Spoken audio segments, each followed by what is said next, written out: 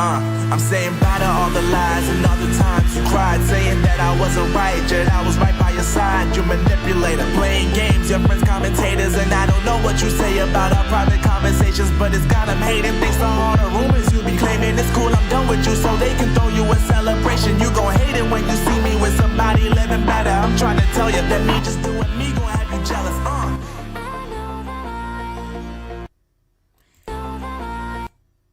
Hello, folks, and welcome back to the program. Hello, folks, and welcome back. No, that sounds like shit.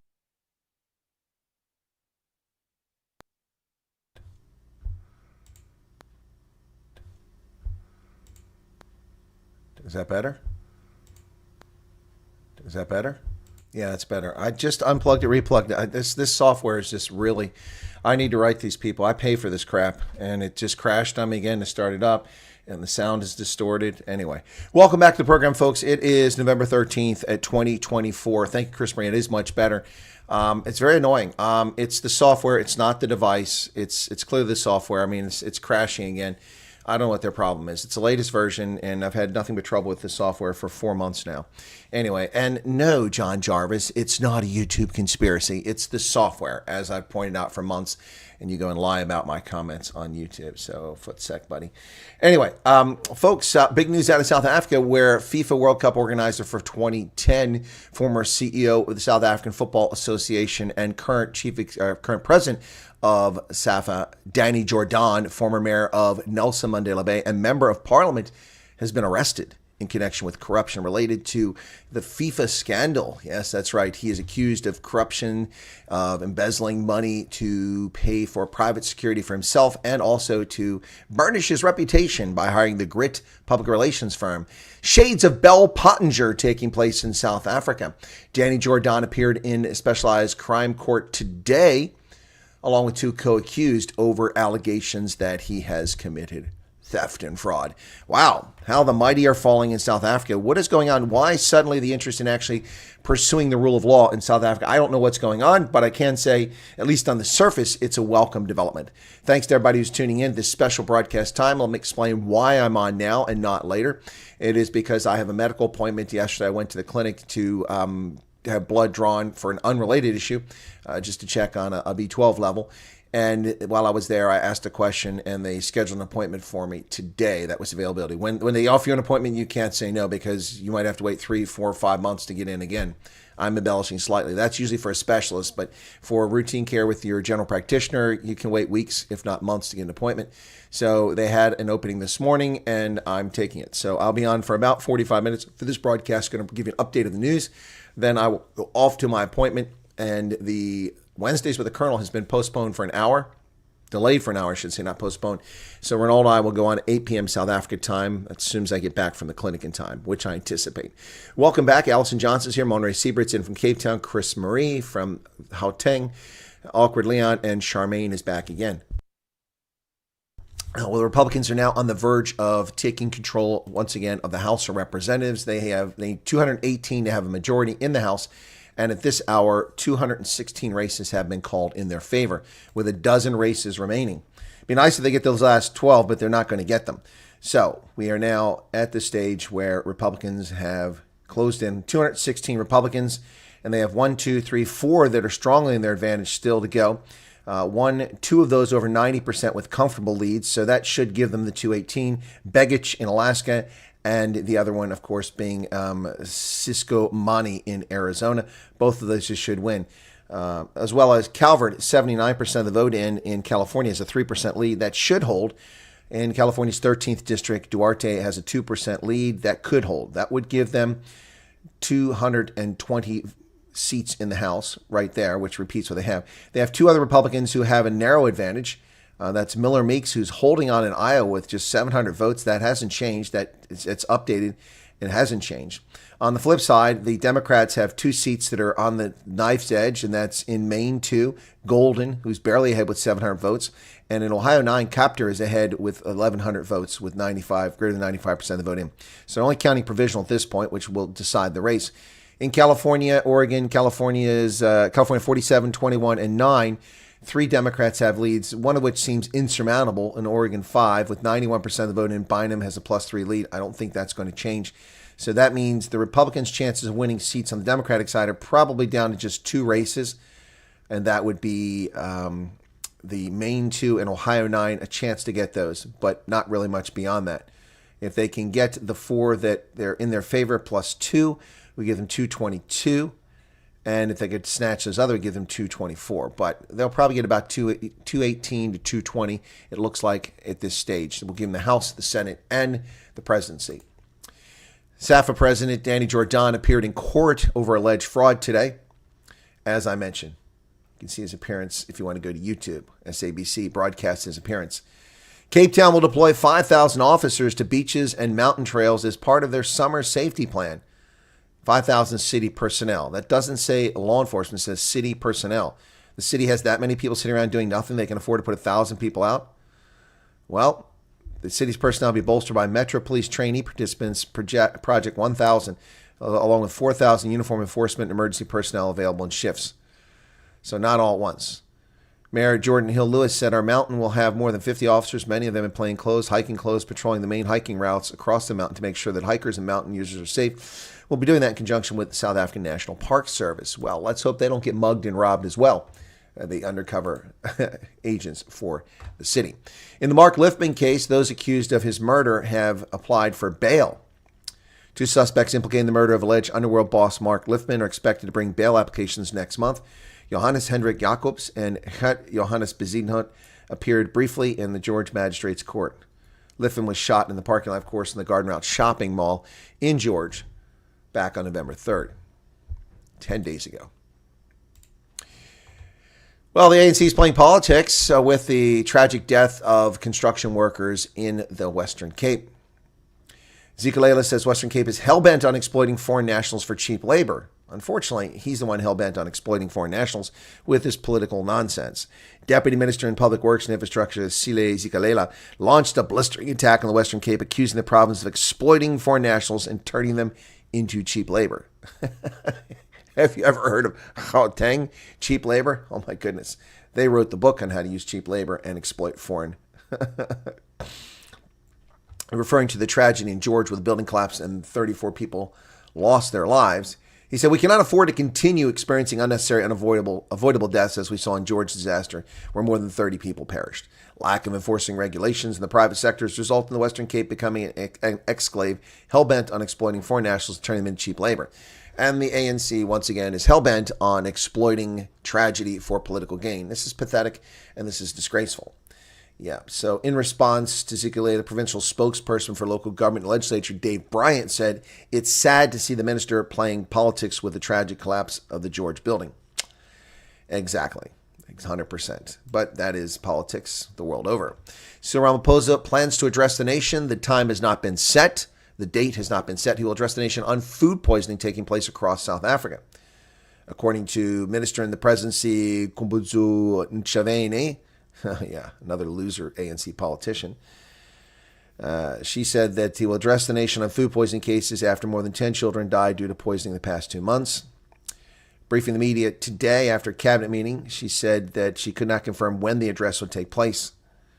There's work we are doing in the ministerial committees and justice cluster in preparation for the president's address. The president will address the nation, but I do not want to preempt as there is still work being done. So Ramaphosa, when will he speak? My guess would be Sunday. He loves Sunday conversations.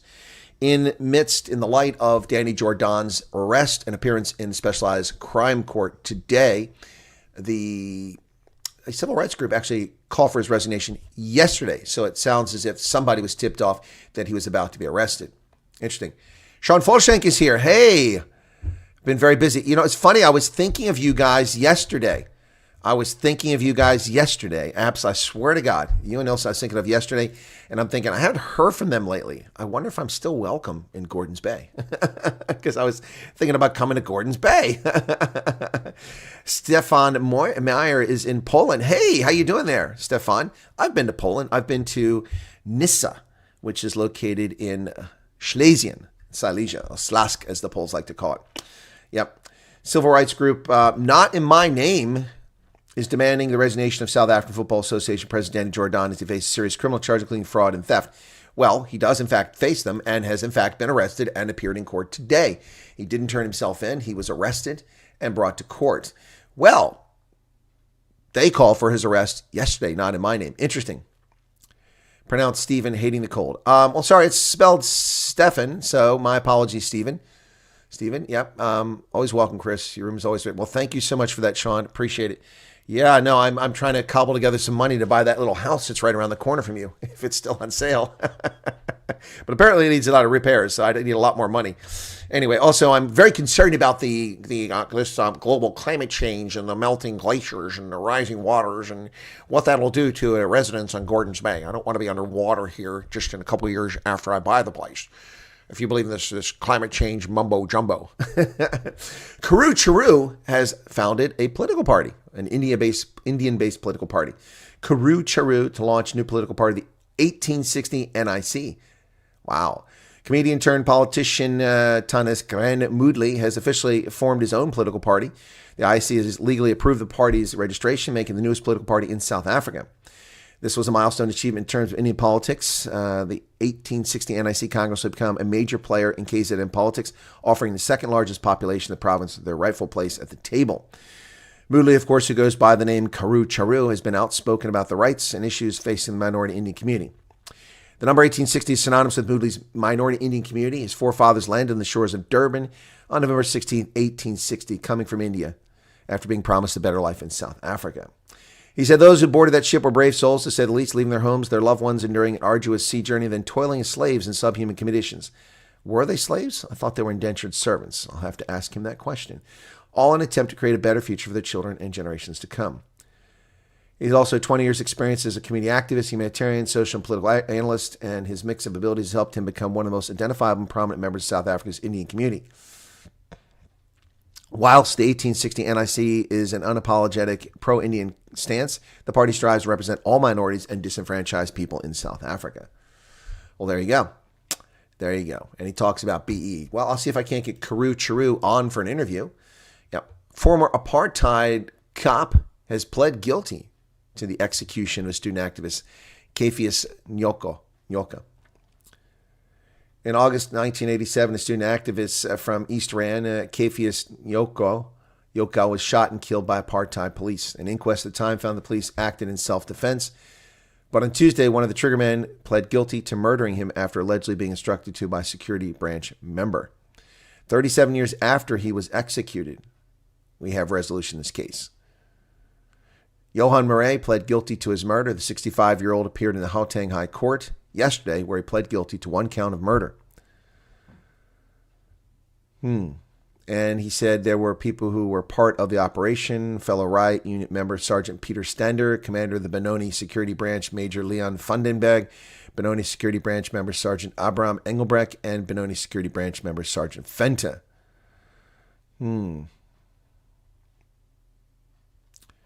Morray said, I fired 4 consecutive shots at the deceased simultaneously. Stender fired 5 consecutive shots at the deceased. The 9 shots instantly killed the deceased. Judge Mokini Mosapa accepted the plea and found him guilty. The case was postponed until January 27, 2025 for a psychological report for sentencing purposes. Morray was granted bail of 5,000 rand. 5,000 rand. Bail is a joke in South Africa, honestly. The accused murderers of Brendan Horner got out for 1,000 rand. Now, they weren't guilty, but 1,000 rand is a joke. 5,000 rand. Convicted of murder. He's a convicted murderer now by his own admission, and he walks free. 5,000 rand. I'm sorry. Sean says if you get a discount on the house, don't worry. We don't allow global warming here. The house is anyway 515, so it should be okay for the next 20 years. Okay, good. I'm covered. Steven says global warming became climate change without missing a beat. It sure did, Steven. Yeah. Oh, I put my signs down because I was busy. Hang on. Let me put my signs back up.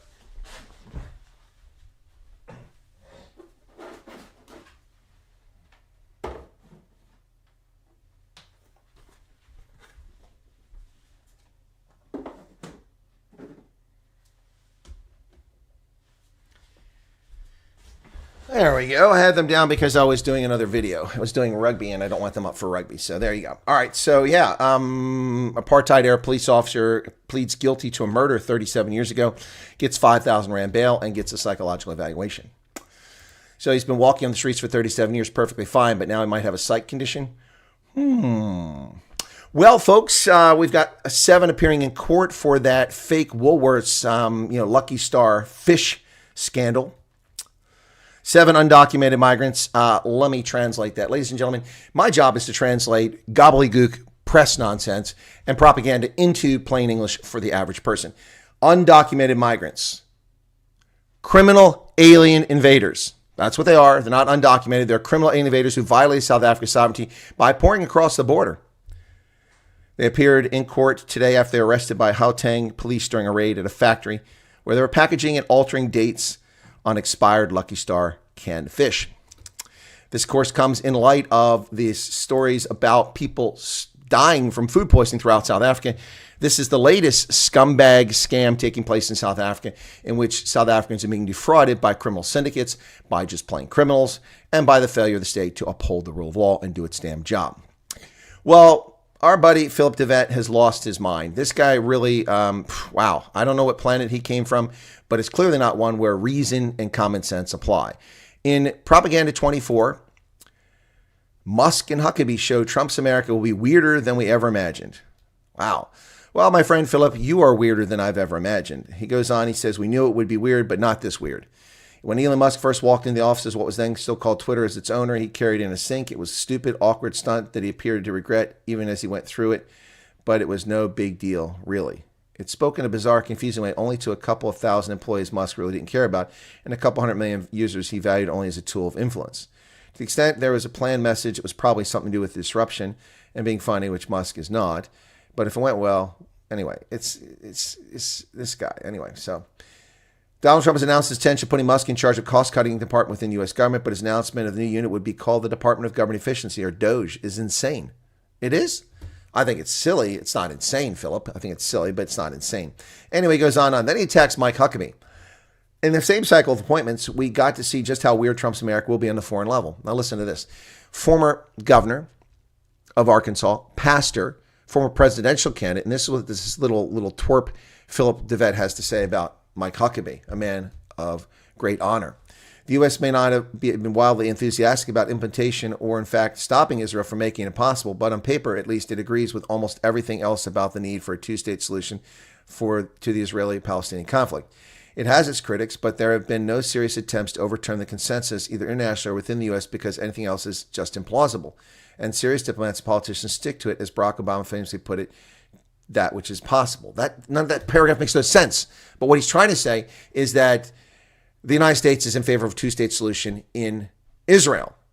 Well, the Palestinians have been offered a two-state solution repeatedly. They have no interest in it. Their interest is exterminating the Jews and removing the state of Israel. That's their goal. That's their objective. Yasser Arafat turned it down. Hamas has turned it down. Every group that has led the Gaza and the West Bank has turned it down. They have no desire whatsoever. Their answer to a two-state solution is to fire rockets into hospitals, clinics, schools, and murder Israeli citizens. That's their answer to two-state. So, Philip de Wet, you need to get your head out of your rectum because you don't know what you're talking about.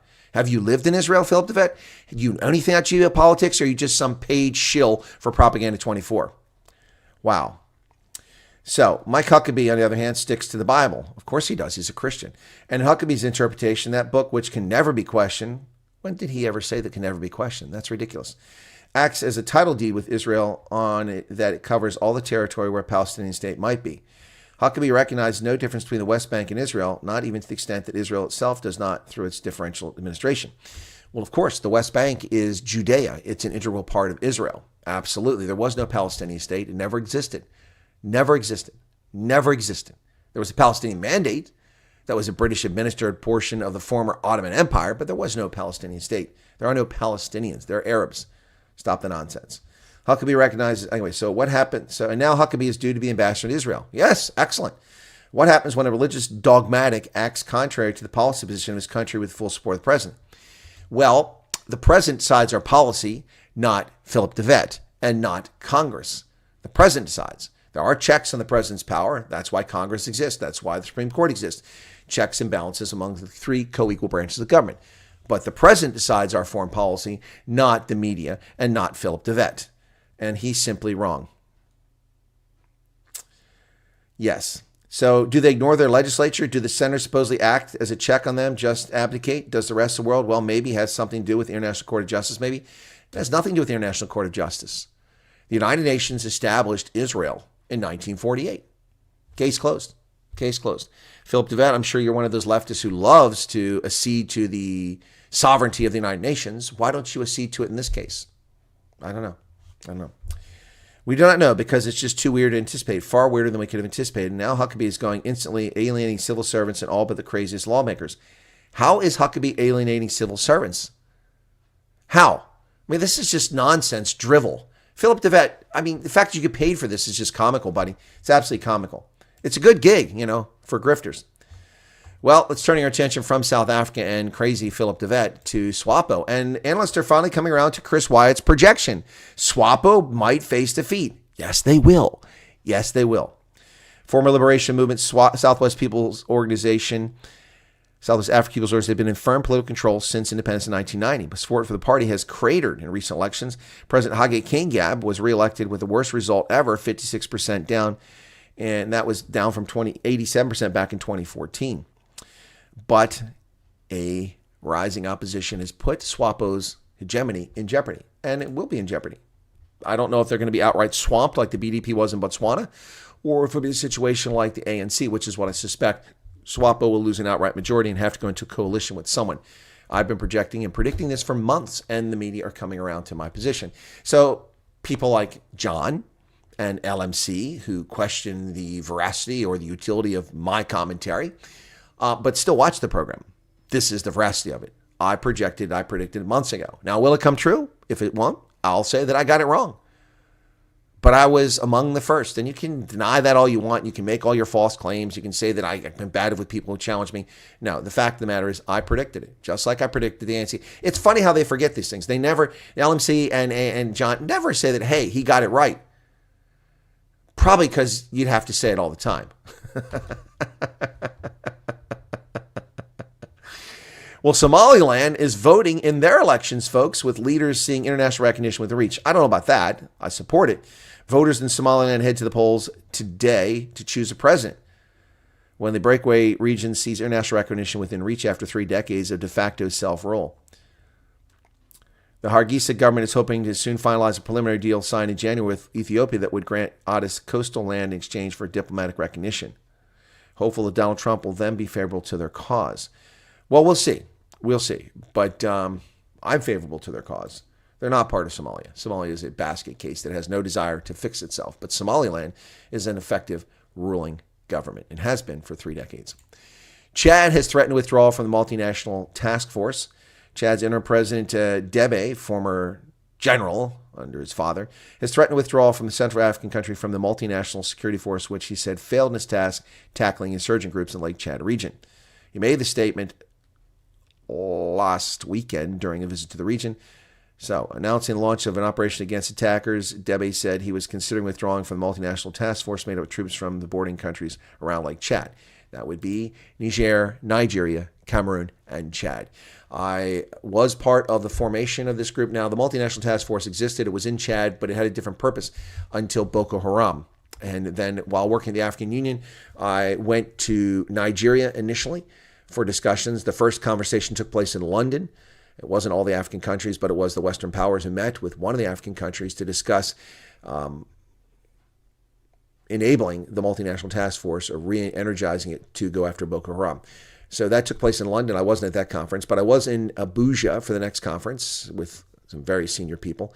And from there, I was sent to Cameroon, where we did the organizing for setting up the functionality and modalities of that task force, which has failed. And it's failed because the agreement in Cameroon was that the commander of the task force would have authority to cross borders, and national forces could cross borders. So Nigerians could go into Cameroon, Cameroonians into Chad, Nigerians into vice versa. However, that did not happen in an effective way, and that is why they have been ineffective. So, Mr. Debe, you have no one to blame but yourself, and your other leaders for failing to follow through on their promises. Well, this giant ghost fish seemed extinct, but then it's rocked up. No one saw a Mekong giant salmon carp for 15 years, but then it was spotted in areas of Cambodia that suggest it might be found in more locations. The Mekong giant salmon carp is 4 feet long and weighs 66 pounds. It's so elusive, recorded only 30 times by scientists, that they nicknamed it the Mong Ghost. Wow. The evolutionary distinct carp species, which is not a salmon, but has a salmon-like appearance, had not in fact been spotted by anyone since 2005. They thought it had gone extinct. But one man kept looking, Chang Sok-heng, who had a nearly 30-year career in the Fisheries Administration of Cambodia and died last year. In 2020, according to conservation colleagues he worked with, he received a call that he had been hoping for. A fisherman in northern Cambodia captured a fish with a sleek silverback, a bolt of yellow across its eye, and pronounced curved jaw. It was the ghost. That fish was sold to traders in Vietnam, but other fishermen in the same part of the country reported their own sightings in 2022 and 2023. So there you go. They have found the Mekong ghost. Inflation is rearing its ugly head again, so Donald Trump has more of the Biden failures to deal with as he comes in office. 2.6% rise in core prices. Consumer price index up 2.6%. Yeah. And you can see here the years of Trump down here at the bottom, very low, under 2% throughout Trump's presidency, but then spiking nearly 10% annually in Joe Biden's regime. Well, Trump inherits a weakened American position in Africa from the Biden regime. He's got a lot of challenges ahead of him. This story by Jessica Donati, David Lewis, and Daphne Saladakis, as well as Graham Slattery. Boy, it takes half a dozen people to write these articles. Yep. A decline in U.S. influence in Africa means President-elect Donald Trump's administration will have to grapple with blind spots in its understanding of a fast-changing continent increasingly allied with China and Russia and threatening by spreading jihadists.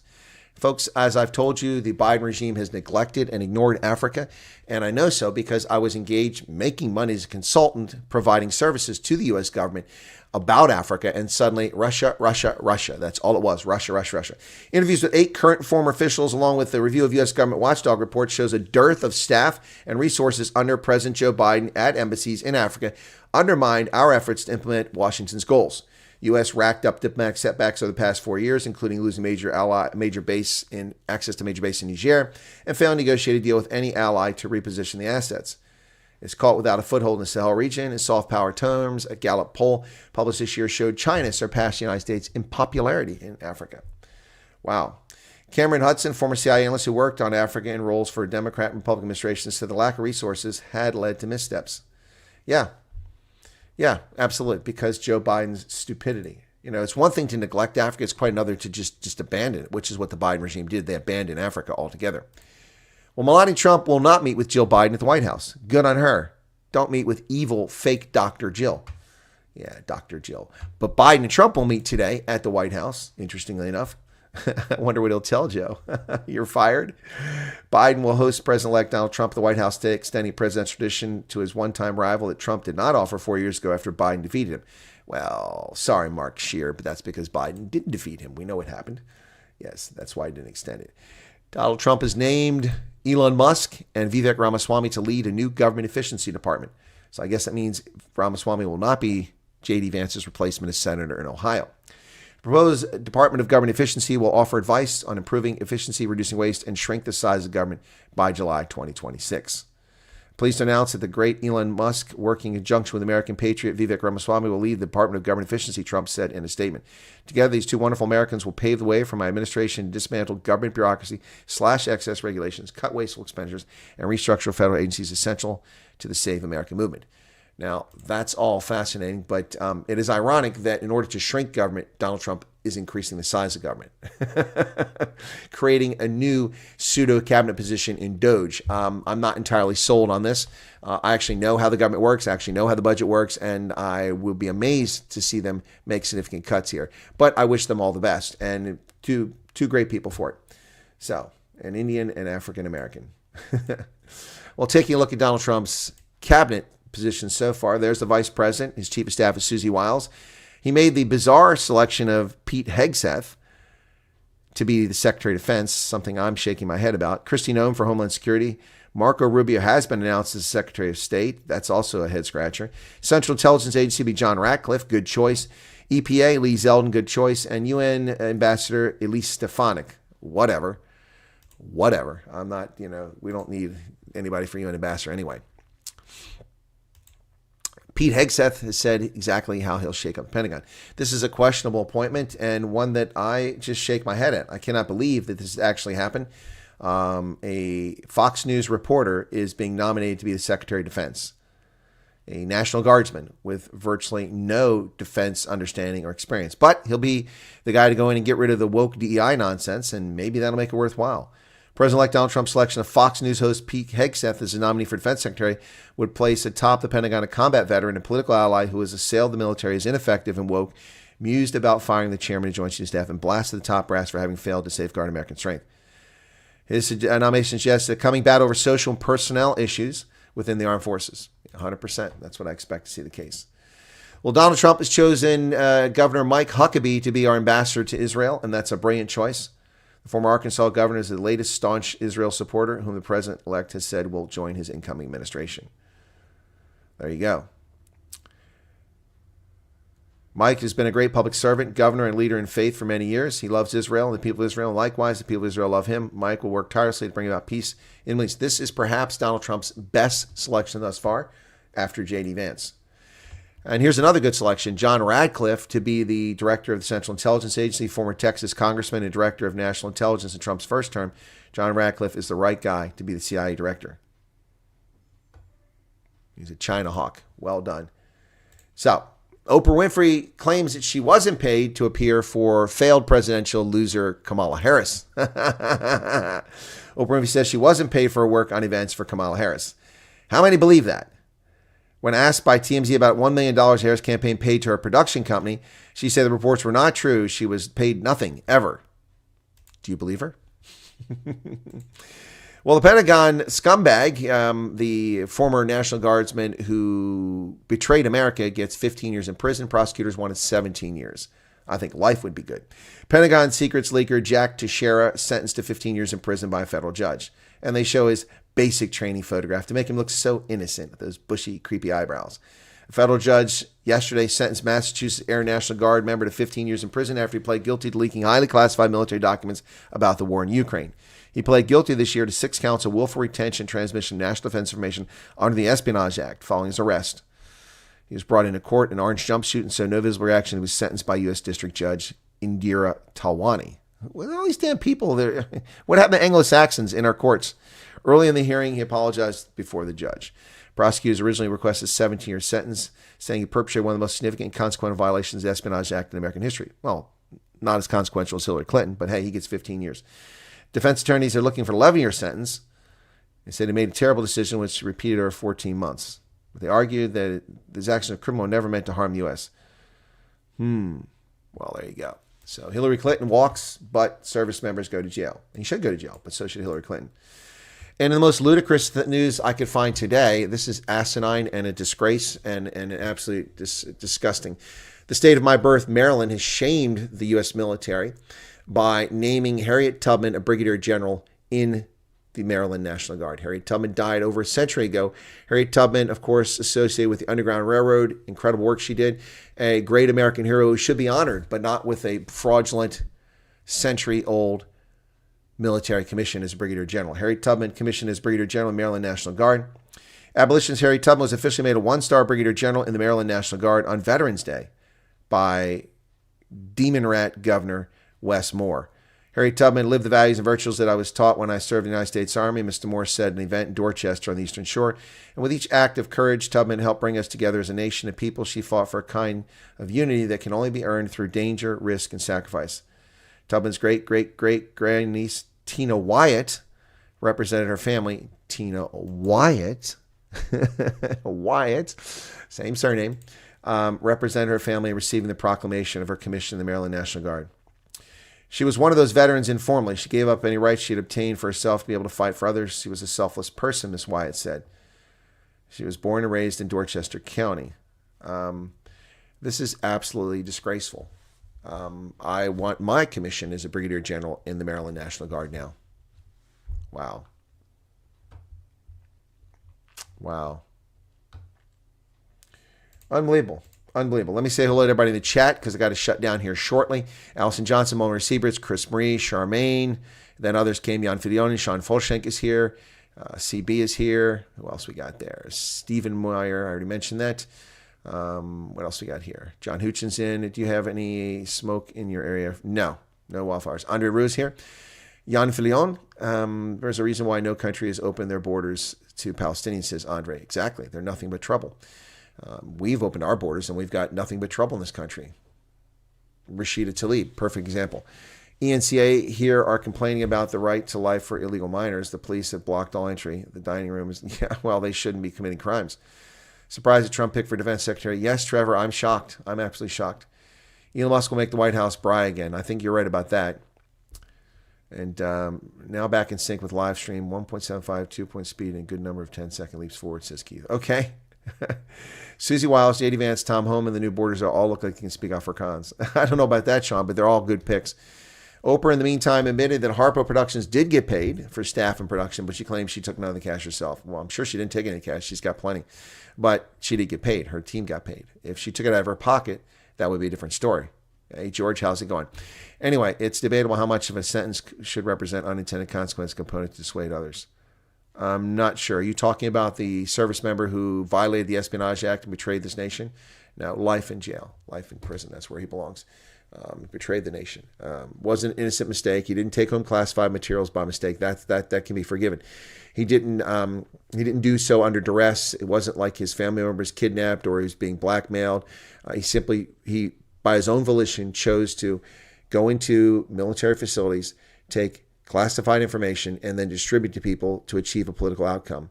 That deserves life in prison. That's a betrayal of the nation. Yep, it's a betrayal of the nation. Not acceptable. Not acceptable. Anyway, there you have it, folks. All right, so I've got an appointment, as I said. I'll leave here short. Can we import Trump for a 5-year term, says Neville. I don't know about that, Neville. I don't know about that. We need him for 4 years now, and we'll have him for 4 years, and we'll see how things go. If things improve, if they go sideways. Anyway. Hey, Garrett, how's it going? Yeah, so I have my stream with Ronaldo delayed an hour today because I've got a medical appointment, just so those of you just tuning in understand what's going on. So thank you for being here. I have a medical appointment that came up yesterday, so when they offer you an appointment on short notice, you can't say no. I did a video earlier today on this Danny Jordaan arrest, which is huge. That's big news in South Africa. So I wonder what's going on. Is it going anywhere? It's about normal, so it's not really climbing. But now it looks like it's getting some attention, 1,400 views on that. So thank you for that. Anyway, hopefully it'll get a lot of attention. But Danny Jordaan, of course, the former Nelson Mandela Bay Mayor, the former member of Parliament from 94 to 97, Nelson Mandela Bay Mayor from 2015 to 2016, led the FIFA World Cup effort. He was a CEO and then later became president. So CEO since 2003 or 98, something like that. And then, 2003, and then became the president in 2013, accused of rape. Nothing ever came of that. Accused of fraud, admitted to a $10 million payoff to someone. So never went to jail, never convicted. Okay, sure, Sean. Sure. Hey, Dylan. So Danny Jordaan appears in court today. And here's the irony. We're not talking about the $10 million bribe or alleged bribe to get the FIFA World Cup. We're not talking about alleged tender fraud for the stadiums in South Africa. We're not talking about that. The 1.3 million rand, which was money illicitly paid to provide protection for him, skimmed from the South African Soccer Association, Football Association, and for Grit, a public relations firm a la Bell Pottinger, to burnish his image in the press. 1.3 million rand, $68,500. Wow. What about the $10 million bribe? But it wasn't a bribe. That's what Danny says. So why did you pay that guy $10 million? Anyway, Danny Jordaan is no small fry. He's no small fish, folks. This is a big deal. This is a big deal. Danny Jordaan has been arrested and has been taken to court, where he appeared in court today, November 13th, 2024. There you have it. There you have it. Crazy. No, Sean, it's not anytime soon. Just joking around there. But yeah, I do need to get back. Just a question of timing. This inflation will eat you alive, folks. It will eat you alive. I hope your nurse or doc is hot. No, not a proctologist and not a hot nurse and not a hot doctor. It's a male doctor, although there was a hot female doctor, but she was kind of pregnant last time I saw her. So yeah, there is a military doctor who was kind of attractive, very attractive, and I saw her twice. I'm not my regular physician, and but she was quite pregnant each time I saw her. Yep. No prostate check. No. Oh, I've had those things done before. You guys, one-track minds, some of y'all. The dudes are very loud in the chat today. The ladies are silent. Chris Marie went quiet. Who else do we have here? We had Charmaine is here. She went quiet. And Allison was here before we get started. Hasn't said anything since the show started. So I think Danny started talking and Cyril is sending a warning to NC-caters with loose lips. Could be, Sean. It could be. We have amazing, shocking developments in the gangsterism and mafioso taking place in Western Cape with the murder of Mark Liffman. And, of course, the whole situation going on there in the Brian Weinstein trial. Then we have these corruption cases unfolding across South Africa now where big names are being arrested. When will Paul Mashatile be arrested? Will Paul Mashatile be arrested? I'm glad it wasn't only the second visit your doctor was pregnant. You guys are out of control. Anyway, just proof that officers can manage their careers. She's an officer and she's pregnant and doing her duty and then had her child and probably back to work already. Any news on Trump visits D.C.? Yes, Awkward Leon, he will be at the White House today. I don't know what time. It hasn't been reported. Meanwhile, Cyril Ramaphosa will be doing an address to the nation about the food poisoning situation taking place across South Africa, and we don't know when that will be. Possibly on Sunday would be my expectation. Yep, so there you have it. All right, ladies and gentlemen, can we get a few more likes? Got 36 here and 192 views. So thank you for tuning in for this special broadcast at a special time. I have a medical appointment, so I won't be here at my normally scheduled time. And then we have Wednesdays with the Colonel. I'll consider doing a night owls today. Consider it. Oh, there's Allison just listening. Okay, cool. But the ladies are very silent today, Allison. Sometimes the ladies are quite chatty in the chat, and the dudes are quiet. But today the dudes are talking, and the gals are quiet. All right, so that's going to do it. You're very welcome for the news. Be sure to hit the like button if you haven't done it already. We'll catch you later. And you can tune in later today, 8 p.m. for Wednesdays with the Colonel, assuming that I completed my visit at the clinic in time. I anticipate that being the case, but it's a half hour there and a half hour back, so that's an hour. So it's already after 11, and I got to be back at 1. So, yeah, 1 o'clock my time. Okay, which is 8 your time. Cheers, everybody. Catch you later. God bless, and have a good evening if we don't see you later.